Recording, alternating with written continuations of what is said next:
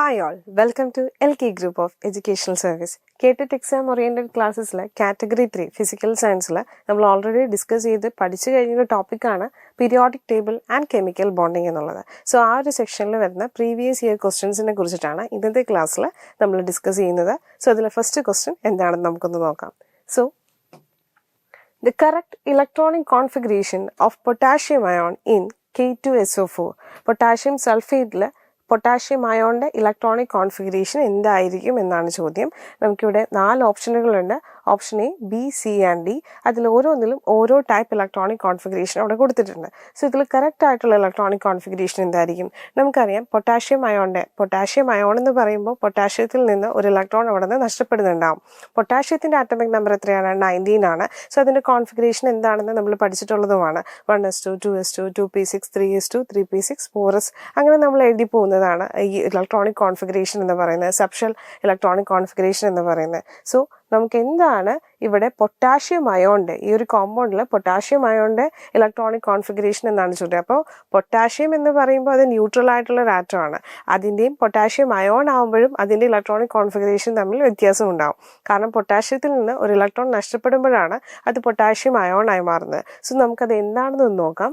അതിൻ്റെ correct answer വരുന്നത് എന്താണെന്ന് നോക്കുന്നതിന് മുന്നേ അതിൻ്റെ കറക്റ്റ് ആൻസറിലേക്കുള്ള ഒരു എക്സ്പ്ലനേഷനാണ് ഇവിടെ കൊടുത്തിരിക്കുന്നത്. Electronic configuration of neutral potassium ion is Ar4s1. AR എന്ന് പറഞ്ഞാൽ ആർഗൺ ആണ്. നമുക്കറിയാം അത് നോബൽ ഗ്യാസ് ഫാമിലിയിൽ വരുന്ന ഒന്നാണ് ആർഗൺ എന്ന് പറയുന്നത്. സോ അതെന്ന് പറയുമ്പോൾ സ്റ്റേബിൾ ഇലക്ട്രോണിക് കോൺഫിഗറേഷൻ ആണ്. നോബൽ ഗ്യാസിൽ വരുന്ന എല്ലാ എലമെൻറ്റ്സിനും സ്റ്റേബിൾ ആയിട്ടുള്ള ഇലക്ട്രോണിക് കോൺഫിഗറേഷൻ ആയിരിക്കും. അതിൻ്റെ ഔട്ടർമോസ്റ്റ് ഷെല്ലിൽ 8 ഇലക്ട്രോൺസ് ഉണ്ടാവുകയും ചെയ്യും. സോ ആർഗൺ എന്ന് പറയുമ്പോൾ അതിൻ്റെ ആറ്റമിക് നമ്പർ 18 ആണ്. +1 4s ഒരു ഇലക്ട്രോൺ അവിടെ കൊടുത്തിട്ടുണ്ട്. സോ +1 വരുമ്പോൾ 19. സോ നമുക്ക് ഈ നോബൽ ഗ്യാസ് എലമെൻറ്റ്സിനെ വെച്ചുകൊണ്ടും നമുക്ക് ഇലക്ട്രോണിക് കോൺഫിഗറേഷൻ എഴുതാവുന്നതാണ്. സോ ആ ഒരു ടൈപ്പാണ് അവിടെ റെപ്രസെൻറ്റേറ്റ് ചെയ്തിരിക്കുന്നത്.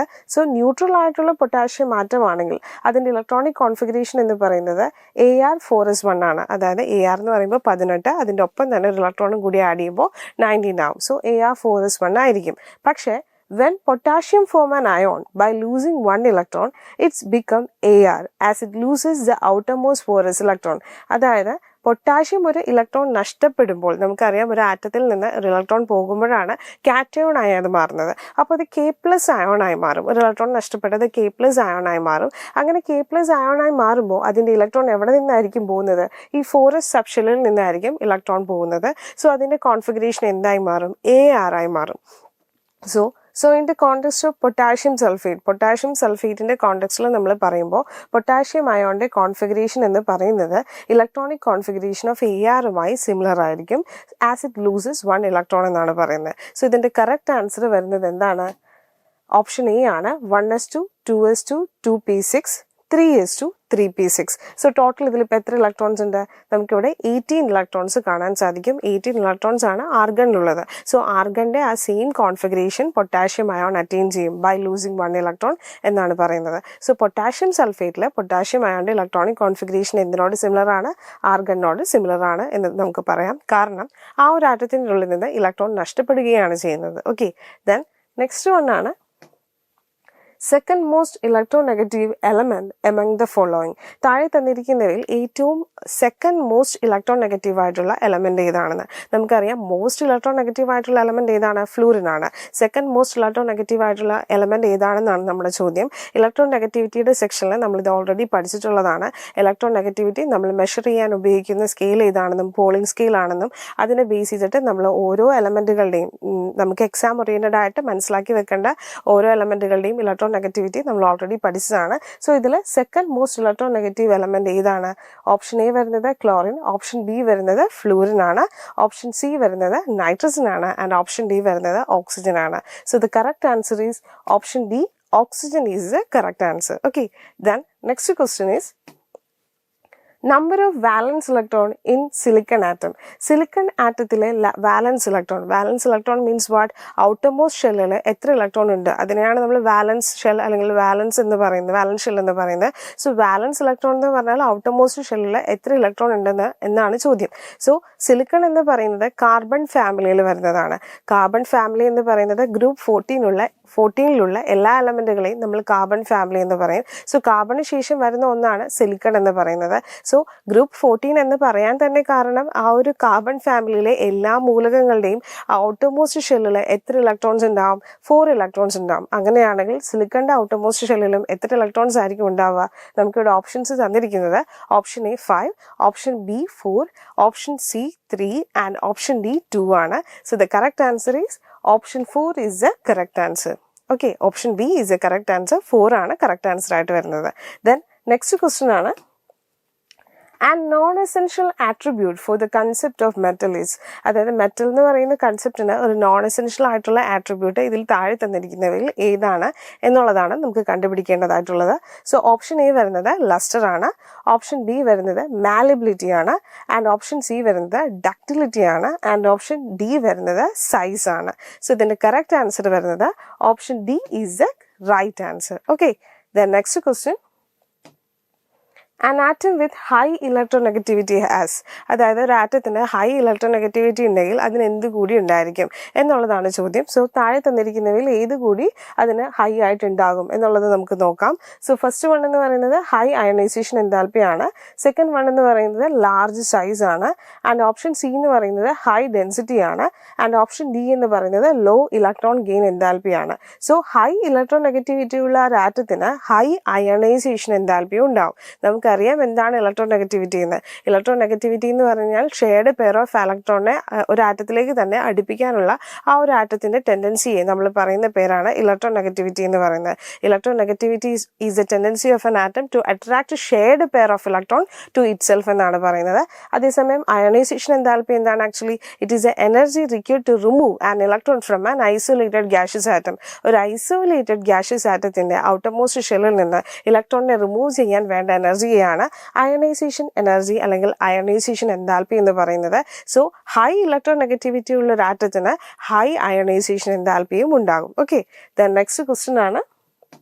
സോ ഇതിന്റെ കറക്റ്റ് ആൻസർ വരുന്നത് ഓപ്ഷൻ എ അയണൈസേഷൻ എൻതാൽപ്പി ആണ്. ദെൻ നെക്സ്റ്റ് വൺ വരുന്നത് ചൂസ് ദ കറക്റ്റ് സ്റ്റേറ്റ്മെന്റ്. നമുക്ക് ഇതിൽ കറക്റ്റ് സ്റ്റേറ്റ്മെന്റ് കണ്ടുപിടിക്കാനായിട്ടുണ്ട്. സോ അതിൽ നമുക്ക് option A B C D 4 options ഉണ്ട്.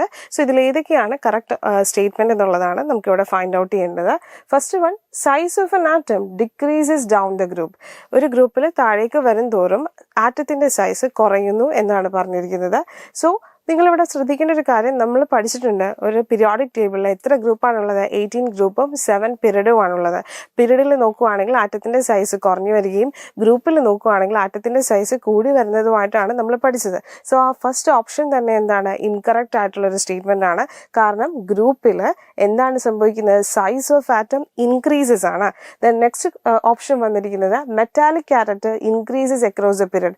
ഒരു പീരീഡിൽ മെറ്റാലിക് ക്യാരക്ടർ ഇൻക്രീസ് ചെയ്യുമെന്നാണ്. നമുക്കറിയാം പീരീഡിൽ ആറ്റത്തിന്റെ സൈസ് കുറഞ്ഞായിരിക്കും വരുന്നത്. അതിനോടൊപ്പം തന്നെ അതിന്റെ എഫക്റ്റീവ് ന്യൂക്ലിയർ ചാർജ് അവിടെ കൂടുതലായിരിക്കും. Effective nuclear charge means what? The attraction between the electron and the nucleus. Okay, so ന്യൂക്ലിയസും ഇലക്ട്രോണും തമ്മിലുള്ള ആ അട്രാക്ഷൻ കൂടുന്നത് കൊണ്ട് തന്നെ ഒരു ന്യൂക്ലിയസിൽ നിന്ന്, അതായത് നമുക്ക് ഒരു ആറ്റത്തിൽ നിന്ന് ഇലക്ട്രോണിനെ ആ ഔട്ടർമോസ്റ്റ് ഷെല്ലിൽ നിന്ന് നമുക്ക് വിഘടിച്ചെടുക്കാൻ അല്ലെങ്കിൽ അതിനെ മാറ്റിയെടുക്കാനുള്ള ആ ഒരു എനർജി പ്രൊവൈഡ് ചെയ്യേണ്ടതും വളരെ കൂടുതലായിരിക്കും. സോ ഇവിടെ പറഞ്ഞിരിക്കുന്നത് metallic character increases across the period എന്നാണ് ഓപ്ഷൻ ബിയിൽ പറഞ്ഞിരിക്കുന്നത്. ദെൻ നെക്സ്റ്റ് വൺ ആണ് ionisation enthalpy increases down the group. താഴേക്ക് പോകും തോറും അയണൈസേഷൻ എൻതാൽപ്പി കൂടി വരുമെന്നാണ് പറഞ്ഞിരിക്കുന്നത്. സോ ഓപ്ഷൻ സി എന്ന് പറയുന്നത് കറക്റ്റ് ആയിട്ടുള്ള ഒരു സ്റ്റേറ്റ്മെന്റ് ആണോ? താഴേക്ക് പോകും തോറും ആറ്റത്തിന്റെ സൈസ് കൂടി വരുന്നതായിട്ട് നമ്മൾ പറയുന്നുണ്ട്. ആറ്റത്തിന്റെ സൈസ് കൂടുതലാണെങ്കിൽ നടുക്കുള്ള ന്യൂക്ലിയസും ഔട്ടർമോസ്റ്റ് ഷെല്ലിലുള്ള ഇലക്ട്രോണും തമ്മിലുള്ള ആ ഒരു അട്രാക്ഷൻ കുറവായിരിക്കും. അങ്ങനെ അട്രാക്ഷൻ കുറവാണെങ്കിൽ ഔട്ടർമോസ്റ്റ് ഷെല്ലിൽ നിന്ന് പെട്ടെന്ന് തന്നെ ഇലക്ട്രോണിനെ റിലീസ് ചെയ്യാൻ അല്ലെങ്കിൽ അതിന് വേണ്ടിയിട്ട് നമ്മൾ കുറച്ച് എനർജി കൊടുത്താൽ മതി. സോ ഗ്രൂപ്പിലാണെങ്കിൽ അയണൈസേഷൻ എൻതാൽപ്പി എന്താ സംഭവിക്കുന്നത്? ഡിക്രീസ് ആവുകയാണ് ചെയ്യുന്നത്. താഴേക്ക് പോകും തോറും അയണൈസേഷൻ എൻതാൽപ്പി കുറയുകയാണ് ചെയ്യുന്നത്. അതേസമയം പീരീഡിലാണെങ്കിൽ ഒരുപാട് അയണൈസേഷൻ എനർജി നമ്മൾ കൊടുക്കേണ്ടതായിട്ട് വരും.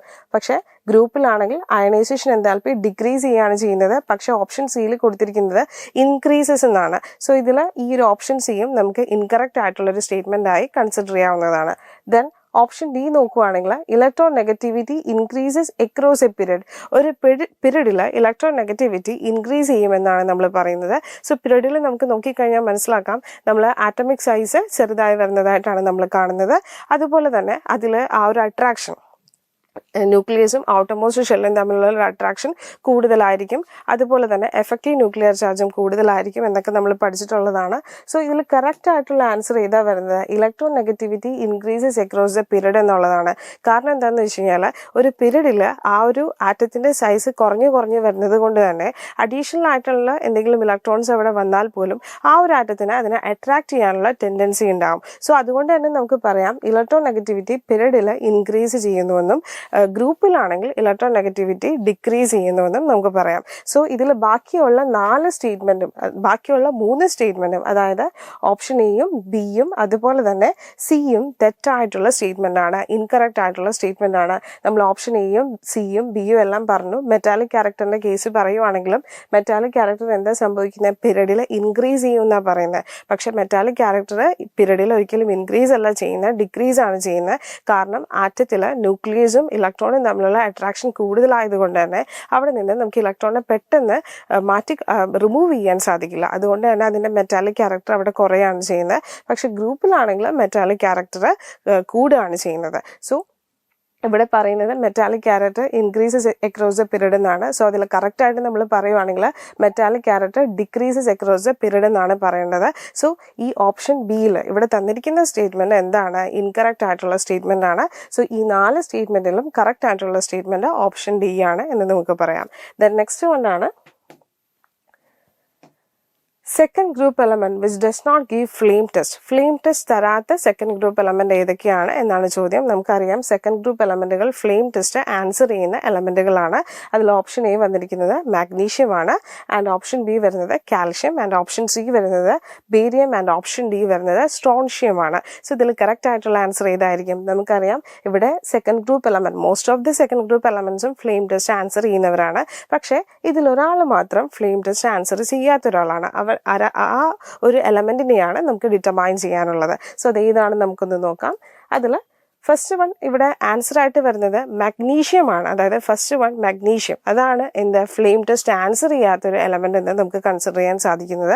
ബാക്കി ഇപ്പോൾ ബേരിയം ആയാലും കാൽഷ്യം ആയാലും സ്ട്രോൺഷ്യം ആയാലും ഫ്ലെയിം ടെസ്റ്റ് ആൻസർ ചെയ്യും. അതിൻ്റെ കറസ്പോണ്ടിങ് കളർ ആ ഒരു ഫ്ലെയിമിലൂടെ ഇൻഡിക്കേറ്റ് ചെയ്യുകയും ചെയ്യുന്ന ഒന്നാണ്. പക്ഷെ മാഗ്നീഷ്യം എന്തുകൊണ്ട് ആ ഒരു ഫ്ലെയിം ടെസ്റ്റ് ആൻസർ ചെയ്യുന്നില്ല എന്നതിൻ്റെ എക്സ്പ്ലനേഷനാണ് ഇവിടെ കൊടുത്തിരിക്കുന്നത്.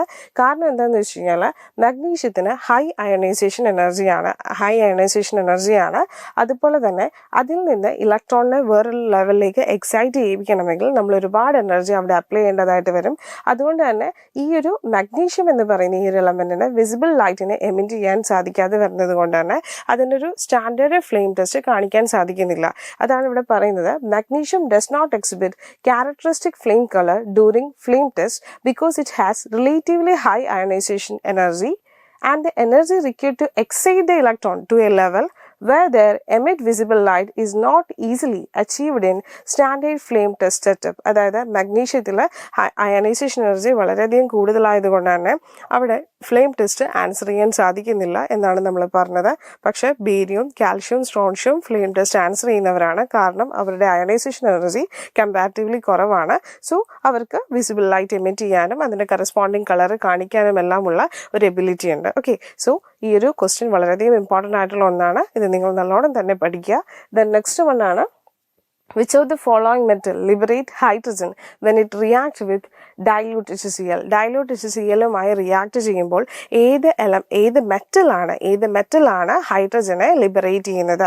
അപ്പം നമുക്ക് നോക്കാം ആരാണ് ഡൈല്യൂട്ട് ഹൈഡ്രോക്ലോറിക് ആസിഡുമായി റിയാക്ട് ചെയ്യുമ്പോൾ ഹൈഡ്രജൻ ഗ്യാസിനെ ലിബറേറ്റ് ചെയ്യുന്നതെന്ന്. ഓക്കെ, സോ അതിൽ ഓപ്ഷൻ എ വരുന്നത് കോപ്പർ ആണ്, ഓപ്ഷൻ ബി വരുന്നത് സിങ്ക്, ഓപ്ഷൻ സി വരുന്നത് Ag silver, and option D വരുന്നത് Au ഗോൾഡ് ആണ്.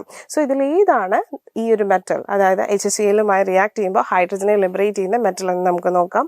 ഇതിൽ കറക്റ്റ് ആയിട്ടുള്ള ആൻസർ വരുന്നത് option B zinc is the right answer. കാരണവുമുണ്ട്. നമുക്കറിയാം റിയാക്ടിവിറ്റി സീരീസ് നമ്മൾ ഓൾറെഡി പഠിച്ചിട്ടുള്ള ഒന്നാണ്. സോ മെറ്റലിൻ്റെ റിയാക്ടിവിറ്റി സീരീസിൽ നമ്മൾ നോക്കുവാണെങ്കിൽ ഇപ്പം തന്നിരിക്കുന്ന മെറ്റലുകളിൽ ഏറ്റവും റിയാക്ടിവിറ്റി കൂടുതലുള്ളത് സിങ്കിനാണ്.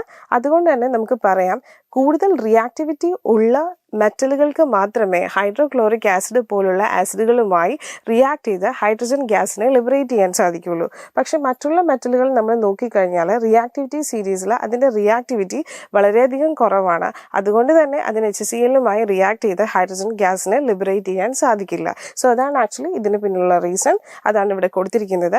Reactivity of metal with acid is related to the position in the reactivity series.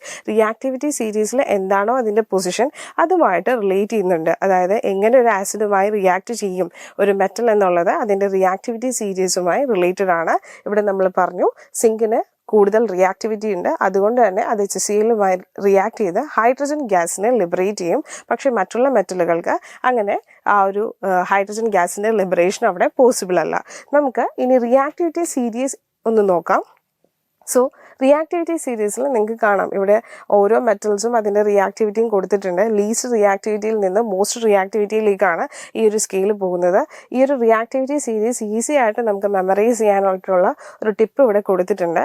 Please stop calling me A careless zebra, instead try learning how copper saves gold എന്ന് പറഞ്ഞിട്ടുള്ള ഒരു ഇവിടെ ഒരു മെമ്മറി ടിപ്പ് നമ്മൾ കൊടുത്തിട്ടുണ്ട്. So അതിലൂടെ നിങ്ങൾക്ക് easy ആയിട്ട് ഈ ഒരു റിയാക്ടിവിറ്റി സീരീസിൻ്റെ ഓർഡർ മനസ്സിലാക്കാൻ സാധിക്കും. അതായത് potassium, sodium, calcium, magnesium, aluminium, then carbon, zinc, iron, tin, lead, hydrogen, copper, silver, gold. അങ്ങനെയാണ് അതിൻ്റെ റിയാക്ടിവിറ്റി വരുന്നത്. ലീസ്റ്റിൽ നിന്ന് മോസ്റ്റ് റിയാക്ടിവിറ്റി ഓർഡറിലേക്ക് നിങ്ങളത് പഠിച്ചു വെക്കുക. സോ നിങ്ങൾക്ക് ഈസി ആയിട്ട് ഇത്തരത്തിലുള്ള ക്വസ്റ്റ്യനുകളെല്ലാം ആൻസർ ചെയ്യാൻ സാധിക്കുന്നതാണ്. ദെൻ നെക്സ്റ്റ് വൺ ആണ് though the number of electron in gallium is greater than in aluminum, the decrease in size of the former may be due to. അതായത് നമുക്കറിയാം അലൂമിനിയം, ഗാലിയം, ഇൻഡിയം ആ ഒരു ഫാമിലിയിലുള്ള രണ്ട് എലമെന്റ്സിനെയാണ് ഇവിടെ കൊടുത്തിരിക്കുന്നത്. സോ നമ്പർ ഓഫ് ഇലക്ട്രോൺ ഗാലിയത്തിൽ അലൂമിനിയത്തിനേക്കാൾ കൂടുതലാണ്.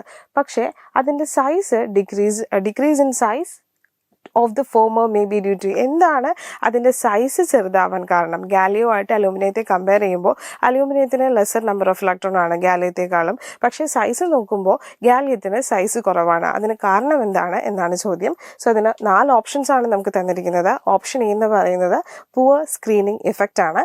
ദെൻ ഓപ്ഷൻ ബി വരുന്നത് ഡിഫറൻസ് ഇൻ ഇലക്ട്രോ നെഗറ്റിവിറ്റി ആണ്. ദെൻ ഓപ്ഷൻ സി വരുന്നത് ഡിഫറൻസ് ഇൻ അയോണൈസേഷൻ എൻതാൽപ്പി അല്ലെങ്കിൽ അയോണൈസേഷൻ എനർജി.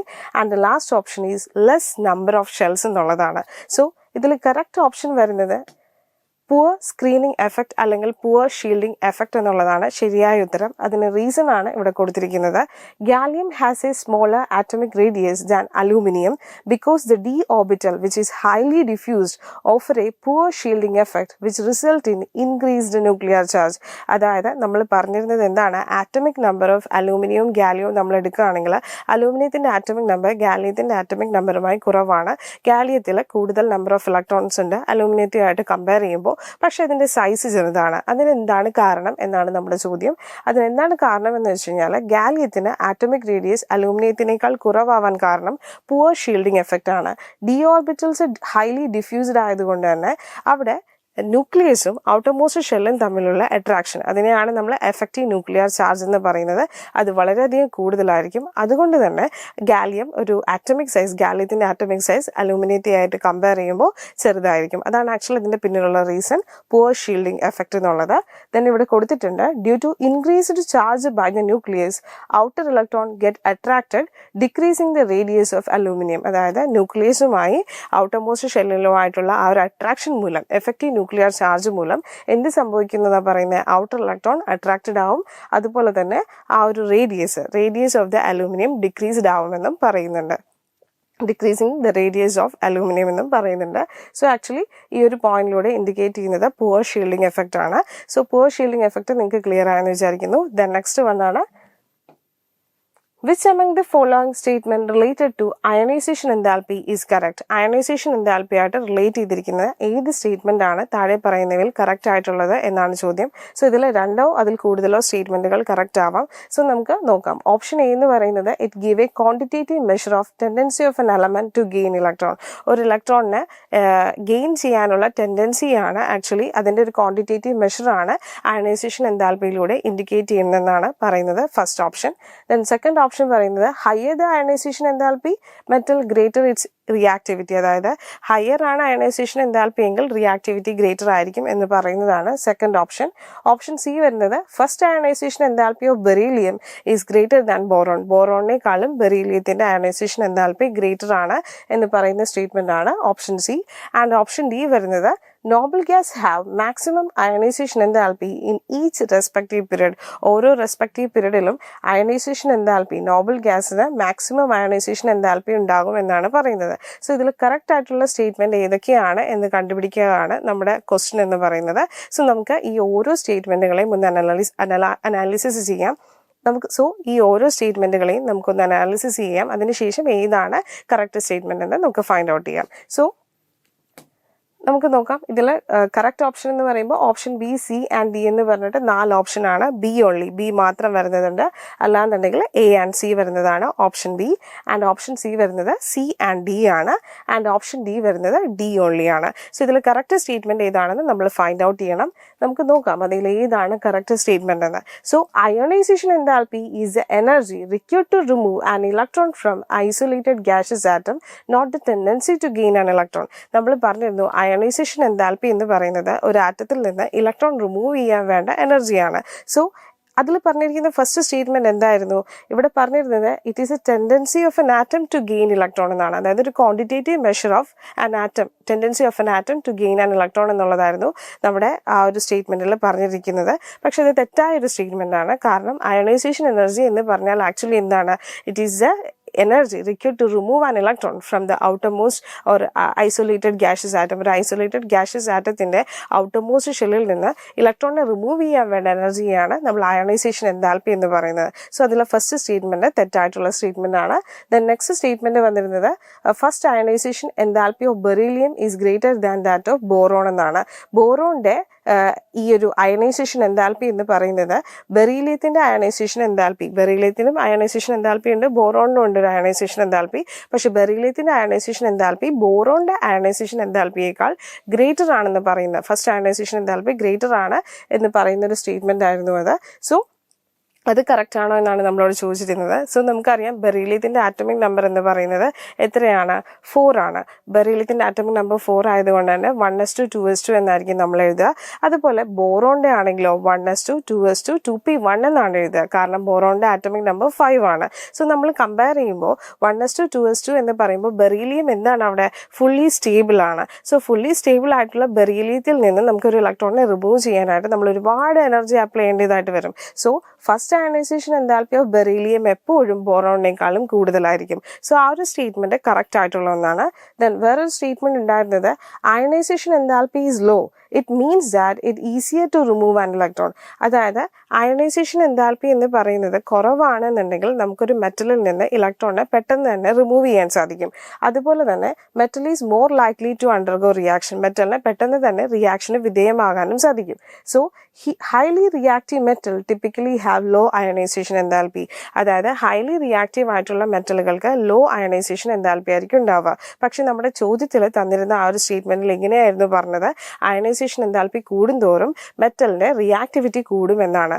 സോ അങ്ങനെ പറയുന്നത് തെറ്റായിട്ടൊരു സ്റ്റേറ്റ്മെന്റ് ആണ്. കാരണം എന്താണെന്ന് വെച്ച് കഴിഞ്ഞാൽ അയണൈസേഷൻ എൻതാൽപ്പി കുറഞ്ഞാൽ മാത്രമേ ഏതൊരു എലമെന്റിന്റെയും റിയാക്ടിവിറ്റി കൂടുകയുള്ളൂ. കാരണം നമുക്ക് പെട്ടെന്ന് തന്നെ അതിൽ നിന്ന് ഇലക്ട്രോണിനെ റിമൂവ് ചെയ്യാൻ പറ്റും. പെട്ടെന്ന് തന്നെ ഇലക്ട്രോണിനെ റിമൂവ് ചെയ്ത് കഴിഞ്ഞാൽ പെട്ടെന്ന് തന്നെ അതിന് റിയാക്ഷന് അണ്ടർഗോ ചെയ്യാനും സാധിക്കും. സോ ആ ഒരു സ്റ്റേറ്റ്മെന്റും തെറ്റായിട്ടുള്ളൊരു സ്റ്റേറ്റ്മെന്റ് ആണ്. ദെൻ ലാസ്റ്റത്തെ സ്റ്റേറ്റ്മെന്റ് ആയിരുന്നു നോബിൾ ഗ്യാസിനെ ബേസ് ചെയ്തിട്ടുള്ളൊരു സ്റ്റേറ്റ്മെന്റ്. നോബിൾ ഗ്യാസിന് അയണൈസേഷൻ എൻതാൽപ്പി മാക്സിമം ആയിരിക്കുമെന്ന്. അത് കംപ്ലീറ്റ്ലി കറക്റ്റ് ആയിട്ടുള്ളൊരു സ്റ്റേറ്റ്മെന്റ് ആണ്. കാരണം നോബിൾ ഗ്യാസിൽ ഔട്ടർമോസ്റ്റ് ഷെല്ലിൽ 8 ഇലക്ട്രോൺസ് ആയിരിക്കും ഉണ്ടാവുക.